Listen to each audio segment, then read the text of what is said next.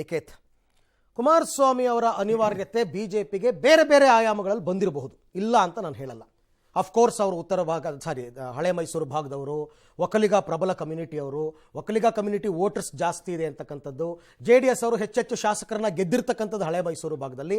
ಹಾಗಾಗಿ ಕುಮಾರಸ್ವಾಮಿ ಅವರಿಂದ ನಾವು ಹಳೆ ಮೈಸೂರಲ್ಲಿ ಸ್ವಲ್ಪ ಸೀಟ್ ಗೆಲ್ಬಹುದು ಅಂತಕ್ಕಂಥದ್ದು ಅವ್ರ ಲೆಕ್ಕಾಚಾರ ಇರ್ಬೋದು. But what about Siddaramaiah and DK Shivakumar? ಅವರು ಅದೇ ಭಾಗದವರೇ ಅಲ್ವಾ? ಅದೇ ಭಾಗದವರೇ. ಅವರು ಫೈಟ್ ಮಾಡಲ್ಲ ಕೂಡ ಬಹಳ ಭದ್ರವಾಗಿದೆ. ಏನಿಲ್ಲ ಸರ್, ಮೊದಲು ಯಾವ್ದು JDS ಎಷ್ಟು ಸೀಟ್ ಇತ್ತೋ, JDS ನವ್ರ ಪ್ರಾಬಲ್ಯ ಎಷ್ಟಿತ್ತು, ಆ ಪ್ರಾಬಲ್ಯವನ್ನು ಸಂಪೂರ್ಣವಾಗಿ ಕಳ್ಕೊಂಡಿದ್ದಾರೆ. ಅವ್ರಿಗೆ ಏನಾಗಿದೆ ಅಂತಂದ್ರೆ ಇವ್ರದ್ದು JDS ನ ಬುಟ್ಟಿಯಲ್ಲಿರುವ ಮತಗಳನ್ನೇ ಬಿಜೆಪಿ ಅವ್ರು ಕಿತ್ಕೊಂಡಿರೋದು. ಹೌದು. ಸೊ ಎಸ್ಪೆಷಲಿ ಮಂಡ್ಯದಲ್ಲಿ ಇವತ್ತು ನಾಳೆ ಕುಮಾರಸ್ವಾಮಿ ಅವ್ರನ್ನ ಆವಾಗಲೇ ನೀವು ತೋರಿಸಿದಂತೆ ಏನಾದ್ರು ಕುಮಾರಣ್ಣ ಹೋಗ್ಬಿಟ್ಟು ಮಂಡ್ಯದಲ್ಲಿ ಕ್ಯಾಂಡಿಡೇಟ್ ಆದ್ರು ಅಂತ ಇಟ್ಕೊಳ್ಳಿ. ಸುಮಲತಾ ಅವರು ಏನಿದಾರಲ್ಲ, ಸುಮಲತಾ ಅವ್ರ ಜೊತೆಗೆ ನಿಂತಿದ್ದಂತ ಬಿಜೆಪಿ ಕಾರ್ಯಕರ್ತರು, ಯಾಕಂದ್ರೆ ಕಳೆದ ಬಾರಿ ನಮಗೆ ಗೊತ್ತಿದೆ ಬಿಜೆಪಿಯವರು ಅಲ್ಲಿ ಸುಮಲತಾ ಅವ್ರನ್ನ ಇದು ಮಾಡಿದ್ರು. ಸೊ ಸುಮಲತಾ ಅವರು ಬಿಜೆಪಿ ಕ್ಯಾಂಡಿಡೇಟ್ನೇ ಹಾಕ್ಲಿಲ್ಲ, ಸುಮಲತಾ ಅವ್ರಿಗೆ ಬೆಂಬಲ ಕೊಟ್ಟು ಸುಮಲತಾ ಪ್ರಧಾನಿ ಮೋದಿ ಅವರು ಗೆಲ್ಸಿ ಅಂತ ಪ್ರಚಾರ ಮಾಡಿದ್ರು ಪ್ರಧಾನಮಂತ್ರಿ ಮೋದಿ ಅವರು. ಹಿಂಗಿರುವಾಗ ನಾಳೆ ದಿವಸ ಬಿಜೆಪಿಯ ಸಮಗ್ರ ಕಾರ್ಯಕರ್ತರು, ಸುಮಲತಾ ಅವ್ರ ಹಿಂದೆ ಓಡಾಡಿದಂತ ಸ್ವಾಭಿಮಾನಿ ಕಾರ್ಯಕರ್ತರು, ಇವರೆಲ್ಲ ಕುಮಾರಣ್ಣಂತ ನಿಲ್ಸ್ಬಿಟ್ರು ಅಂತ ಹೇಳ್ಬಿಟ್ಟು ಹೋಗಿ ಇವ್ರು ಕೈ ಕುಲ್ಕಿದ ತಕ್ಷಣ ಅವರು ಕೈ ಕುಲುಕ್ತಾರೆ ಅಂತ ತಿಳ್ಕೊಂಡಿದ್ದೀರಾ? ಖಂಡಿತವಾಗಿ it's not going to work. ಇವತ್ತು ಯಾವ ಹಂತಕ್ಕೆ ತಲುಪಿದ್ದಾರೆ ಅಂತಂದ್ರೆ, ನಾನ್ ನೋಡ್ತಾ ಇದ್ದೀನಿ ಸರ್, ನಾನು ನಿಮ್ಗೆ ಒಂದೇ ಒಂದು ಜಿಲ್ಲೆ ಉದಾಹರಣೆ ಆಗ್ಲಿ, ಸುಮ್ಮನೆ ಕೆಲವು ಕ್ಷೇತ್ರಗಳದ್ದು ಮಾತ್ರ ಕೊಟ್ಟೆ. ನಾನು ಇದೇ ಥರದ ಒಂದು ಸರ್ವೆ ಮಾಡಿ ನೋಡಿದ್ರೆ ನಿಮಗೆ ಮಂಡ್ಯದಲ್ಲಿ ಈ ಥರದ ಅನೇಕ ಕ್ಷೇತ್ರಗಳಿದಾವೆ. ಮಂಡ್ಯದಲ್ಲಿ ಇವತ್ತು ಬಿಜೆಪಿ ಅಭ್ಯರ್ಥಿಯಾಗಿ ನಿಂತ್ಕೊಂಡಿರೋ ಒಬ್ಬ ವ್ಯಕ್ತಿ 45,000 ಓಟ್ ತಗೊಂಡಿದ್ದಾನೆ, ಇನ್ನೊಬ್ಬ 48,000 ಓಟ್ ತಗೊಂಡಿದ್ದಾನೆ. ಅವನು ಹೇಳ್ತಾನೆ, ನಾನ್ ಮನೆ ಮಠ ಮಾರಿ ದುಡ್ಡು ತಗೊಂಡ್ಬಂದು ಚುನಾವಣೆಯಲ್ಲಿ ಖರ್ಚು ಮಾಡಿ 48,000 ಓಟ್ ತಗೊಂಡಿದ್ದೀನಿ, ನಾಳೆ ದಿವಸ ನನ್ನ ಭವಿಷ್ಯ ಏನು?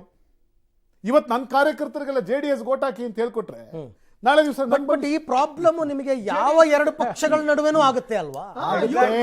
ನಿಮ್ಮ ಜೊತೆ ಇದ್ದಾಗಲೂ ಆಗ್ಲಿಲ್ವಾ?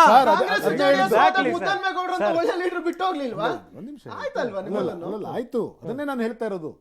ಅದೇ ನಮಗೆ ಏಟು ಬಿದ್ದಿದ್ದು. ಅವ್ರು ಹೇಳ್ತಾರೆ ನಾವು ಅನುಭವಿಸಿದ್ದನ್ನ ನೀವಿಬ್ರು ಅನುಭವಿಸ್ತೀರಾ?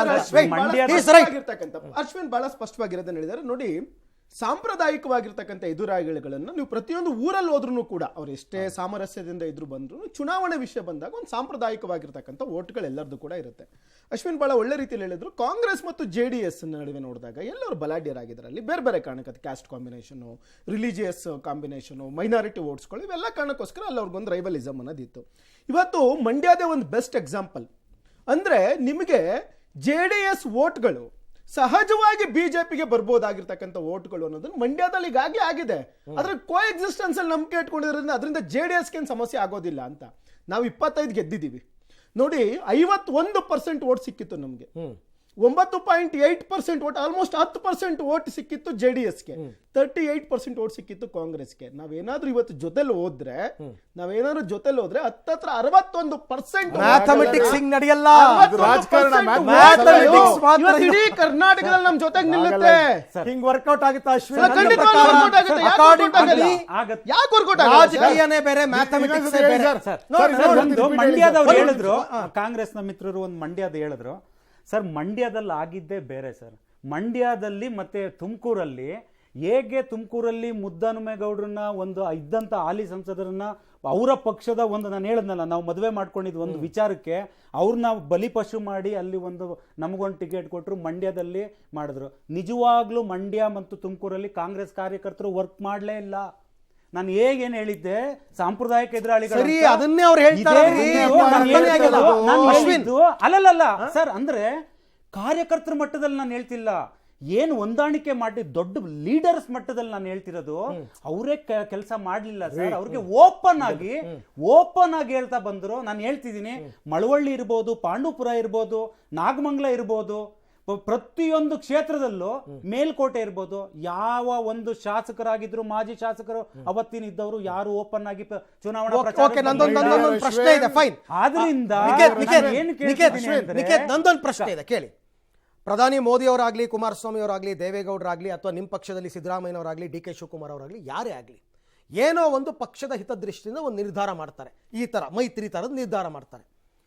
ದೊಡ್ಡ ಮಟ್ಟದಲ್ಲಿ ಅವರು ರೂಮಲ್ಲಿ ಕೂತ್ಕೊಂಡು ಚರ್ಚೆ ಮಾಡಿ ಮೈತ್ರಿ ಮಾಡ್ಕೊಂಡು ಬಿಡೋಣ ಅಂತಕ್ಕಂಥ ತೀರ್ಮಾನಕ್ಕೆ ಬಂದ ತಕ್ಷಣವೇ ಪಕ್ಷದ ಕಾರ್ಯಕರ್ತರು ರಸ್ತೆನಲ್ಲಿ ನಿಂತ್ಕೊಂಡು ಬೈದಾಡ್ಕೊಂಡು ಜಗಳ ಆಡ್ಕೊಂಡು ಎಲೆಕ್ಷನ್ ಮಾಡಿರ್ತಕ್ಕಂಥ ಮನಸ್ಸುಗಳು ಒಂದಾಗ್ಬಿಡುತ್ತಾ? ಆಗಲ್ಲ. ಅದು ಸಿನಿಮಾದಲ್ಲಾಗುತ್ತೆ ನನ್ನ ಪ್ರಕಾರ, not in the real life. Real life ಆಗಲ್ಲ ಸರ್, ಖಂಡಿತ ಆಗಲ್ಲ. ನಾನು ಅದನ್ನೇ ಮತ್ತೆ ಮತ್ತೆ ಹೇಳ್ತಾ ಇರೋದು. ನಾನು ಬಿಜೆಪಿ ಅವ್ರನ್ನಾಗ್ಲಿ ಅಥವಾ JDS ಅವ್ರನ್ನಾಗ್ಲಿ ವ್ಯಂಗ್ಯ ಮಾಡೋದಕ್ಕಾಗಿ ಖಂಡಿಸೋದಕ್ಕಾಗಿ ನಾನು ಈ ಮಾತು ಹೇಳ್ತಾ ಇದ್ದೀನಿ. ನನ್ನ ಮಿತ್ರ ಮಾತನಾಡ್ತಾ ಹೇಳಿದ್ರು ಆಗ್ಲೇ, ಅವ್ರೇನು ಹೇಳಿದ್ರು, JDSದು ಇಷ್ಟು % ಓಟ್ ಬಂದಿತ್ತು, ಬಿಜೆಪಿದು ಇಷ್ಟು % ಓಟ್ ಬಂದಿತ್ತು, ಈಗ ನಾವಿಬ್ರು ಒಟ್ಟಾಗ್ಬಿಟ್ರೆ ಪ್ಲಸ್ ಆಗ್ಬಿಡಲ್ವಾ ಅಂತ. ಆದ್ರೆ ಸರ್ ಯೋಚನೆ ಮಾಡಿ, JDS ಅಷ್ಟು % ಓಟ್ ಬರಬೇಕಾದ್ರೆ ಅಲ್ಪಸಂಖ್ಯಾತರ ಮತಗಳನ್ನ ಈ ದಕ್ಷಿಣ ಕರ್ನಾಟಕ ಮೈಸೂರು ಪ್ರಾಂತ್ಯದ ಕರ್ನಾಟಕದಲ್ಲಿ ಕಾಂಗ್ರೆಸ್ನವ್ರು ಯಾವ ಪ್ರಮಾಣದಲ್ಲಿ ಅಲ್ಪಸಂಖ್ಯಾತರ ಮತಗಳನ್ನು ತಗೊಳ್ತಾ ಇದ್ರೋ ಅಷ್ಟೇ ಪ್ರಮಾಣದಲ್ಲಿ JDSನವರು ತಗೊಳ್ತಾ ಇದ್ರು. ನಾನು ನಿಮ್ಗೊಂದು ಉದಾಹರಣೆ ಹೇಳ್ತೀನಪ್ಪ. ಇವತ್ತು ನಾನು ಇದನ್ನ ಹೇಳ್ಬಾರ್ದು ಸಾರ್ವಜನಿಕವಾಗಿ, ಆದ್ರೂ ಕೆಲವು ಕಡೆ ಈಗ ಕಾಂಗ್ರೆಸ್ ಸೋತು JDS ಗೆದ್ದಿರುವಂತಹ ಕ್ಷೇತ್ರಗಳಿದಾವಲ್ಲ, ಆ ಕ್ಷೇತ್ರದ ಕಾಂಗ್ರೆಸ್ ಅಭ್ಯರ್ಥಿಯ ಇದೇನ್ ಗೊತ್ತಾ ಕಂಪ್ಲೇಂಟ್ ಏನ್ ಗೊತ್ತಾ, ನಮ್ಮ ಕ್ಷೇತ್ರದ ಅಲ್ಪಸಂಖ್ಯಾತರು ನಮಗೆ ಕೈ ಹಿಡಿಲಿಲ್ಲ, ಅವ್ರು JDS ಓಟ್ ಹಾಕ್ಬಿಟ್ರು ಅಂತ ಕೆಲವರು ಹೇಳಿದ್ದಿದೆ.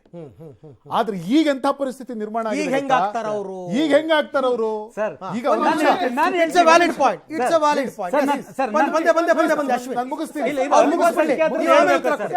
ನಾನು JDS ಸಿಟ್ಟಿಂಗ್ MLA ಹತ್ರ ಮಾತಾಡಿದ್ದೀನಿ. ನನಗೂ ಕೆಲವರು ಸ್ನೇಹಿತರು ಪಕ್ಷ ಮೀರಿ ಈಗ ನಾನು ವಿನಯ್ ಫ್ರೆಂಡ್ಸ್ ಅಪ್ಪ, ಅಲ್ಲೇನ್ರಿ ವಿನಯ್, ಪಾರ್ಟಿ ಮೀರಿ ನಾವು ವಿನಯ್ ಫ್ರೆಂಡ್ಸ್, ಪಾರ್ಟಿ ಮೀರಿ ನಾನು ಅಶ್ವಿನು ಫ್ರೆಂಡ್ಸ್, ಇಲ್ಲಿ ಕೂಗಾಡ್ತೀವಿ, ಆಮೇಲೆ ಜೊತೆ ಕಾಫಿ ಕುಡಿತೀವಿ. ಹಿಂಗೆ ಪಕ್ಷ ಮೀರಿ ಕೆಲವು JDS MLA ಇದಾರಲ್ಲ, ನಾವು ಅವ್ರನ್ನ ಮಾತಾಡಿಸಿದಾಗ ಅವ್ರು ಏನ್ ಹೇಳ್ತಾರೆ ಗೊತ್ತಾ, ಕುಮಾರಣ್ಣ ತಗೊಂಡಿರುವಂತ ಈ ಡಿಸಿಷನ್ ಏನಿದೆ ಇದು ನಾವು ಒಪ್ಪಕ್ ತಯಾರಿಲ್ಲ. ಯಾಕೆಂದ್ರೆ ನಾವು ಗೆದ್ದಿರೋದು